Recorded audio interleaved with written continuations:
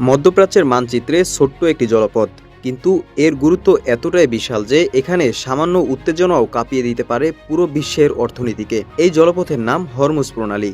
পারস্য উপসাগর এবং ওমান উপসাগরকে সংযুক্ত করা এই প্রণালী দিয়েই প্রতিদিন বিশ্বের উল্লেখযোগ্য পরিমাণ অপরিশোধিত তেল ও তরল প্রাকৃতিক গ্যাস আন্তর্জাতিক বাজারে পৌঁছে যায়। সৌদি আরব, ইরাক, কুয়েত, কাতার এবং সংযুক্ত আরব আমিরাতের মতো জ্বালানি রপ্তানিকারক দেশগুলোর জন্য এটি সবচেয়ে গুরুত্বপূর্ণ সমুদ্রপথ।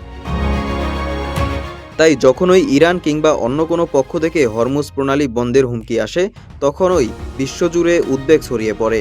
কারণ এই পথ দিয়ে জাহাজ চলাচল ব্যাহত হলে আন্তর্জাতিক বাজারে তেলের সরবরাহ কমে যেতে পারে, আর সরবরাহ কমলেই বাড়তে পারে জ্বালানির দাম। এর প্রভাব শুধু তেল উৎপাদনকারী দেশেই সীমাবদ্ধ থাকবে না, বিশ্বের বিভিন্ন দেশে পরিবহন ব্যয় বেড়ে যায়, শিল্প উৎপাদন ব্যাহত হতে পারে, এমনকি নিত্য প্রয়োজনীয় পণ্যের দামও বাড়তে শুরু করে। জ্বালানির উপর নির্ভরশীল অর্থনীতিগুলো সবচেয়ে বেশি চাপে পড়ে। বাংলাদেশের মতো আমদানি নির্ভর দেশও এর বাহিরে নয়। আন্তর্জাতিক বাজারে তেলের দাম বাড়লে জ্বালানি আমদানিতে অতিরিক্ত ব্যয় হয়। এর প্রভাব পড়তে পারে পরিবহন খরচ, বিদ্যুৎ উৎপাদন এবং সামগ্রিক মূল্যস্ফীতির উপর।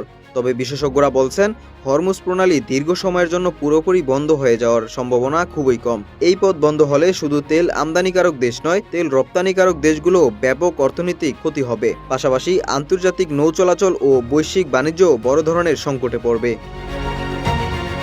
তাই হরমুজ প্রণালী শুধু একটি সমুদ্রপথ নয়, এটি বিশ্বের জ্বালানি নিরাপত্তা, বৈশ্বিক অর্থনীতি এবং আন্তর্জাতিক ভূরাজনীতির অন্যতম গুরুত্বপূর্ণ একটি কেন্দ্র। আর এই কারণেই বিশ্বের নজর সবসময় এই ছোট্ট কিন্তু অত্যন্ত গুরুত্বপূর্ণ জলপথটির দিকে থাকে।